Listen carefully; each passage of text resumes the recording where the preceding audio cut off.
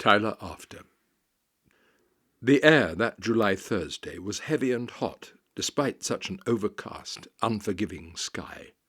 It was a monsoon summer day, rising against a morning of winter white.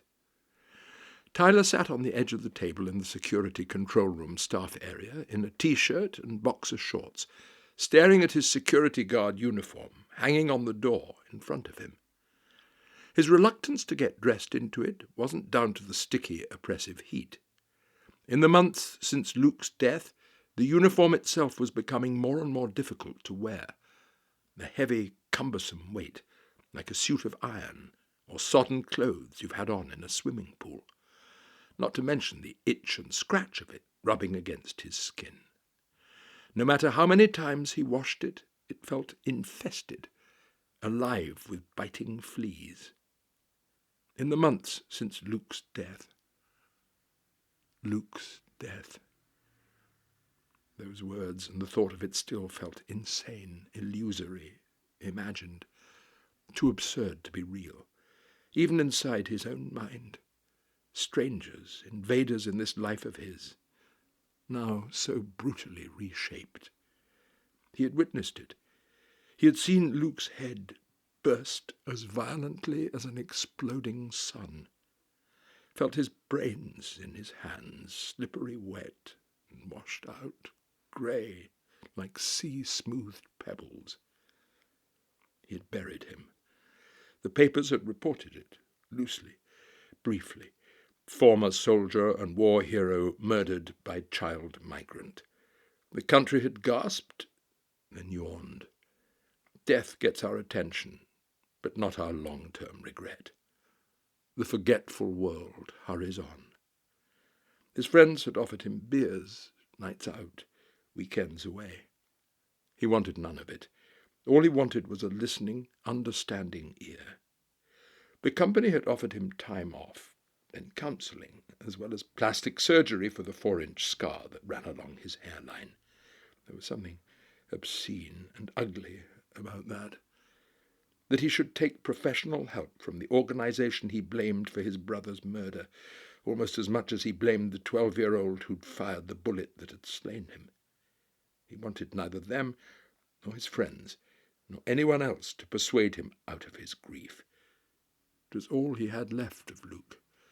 Mourning kept him close, kept his memory, his life alive, something that had been real, despite its savage end. Luke's death had damaged him as war had damaged Luke. The parts were wearing, but they hadn't broken yet. He regularly felt the discordant call of what may have been madness reverberating around his brain. The full and total collapse of his mind seemed only ever a heartbeat away. He was like an epileptic teetering on the edge of a fit, always balancing, always near tumbling. The internal arguments tormented him through the endless days, then crept up on him again, night after every night. Why didn't you get straight on the ferry? Why did you go down to the beach? Why didn't you leave when he said you should? Why didn't you understand, forgive him his pain? Why didn't you set up a camp bed beside him at Bellevue, hold his hand through the nights of sickness and insanity? Why the fuck did you ask him why he couldn't just be normal? Why? 1,000 of them punched at the inside of his skull, the same nagging questions to which no answers could ever be produced. Maybe there are some things we were put on this earth not to know. It takes a mere second for the life you have to change, and suddenly, abruptly, and leave you with nothing but the shards of what remains, creating a ruined, tainted version of yourself to walk among a world that looks at you now and wonders, why can't you just be normal? Tyler closed his eyes, months on, still reeling from the pain of Luke's unending absence.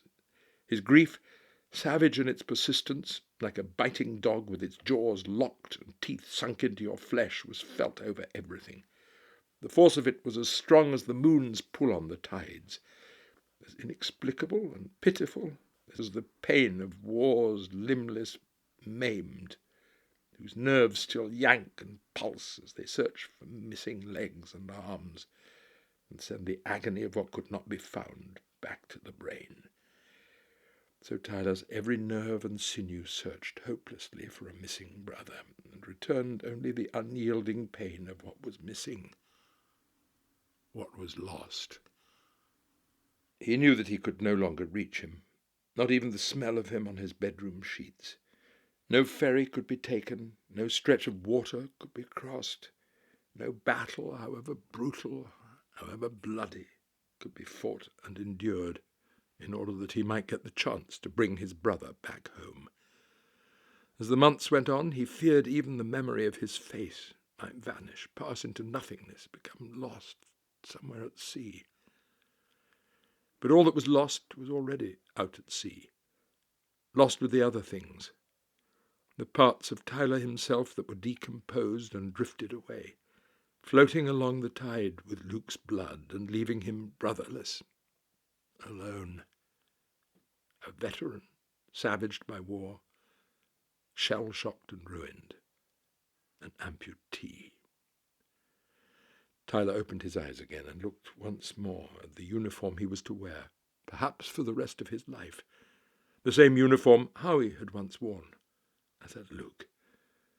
The uniform that had Luke lived, the only way he'd have worn it now would have been if they'd nailed it to his back. Had Luke lived?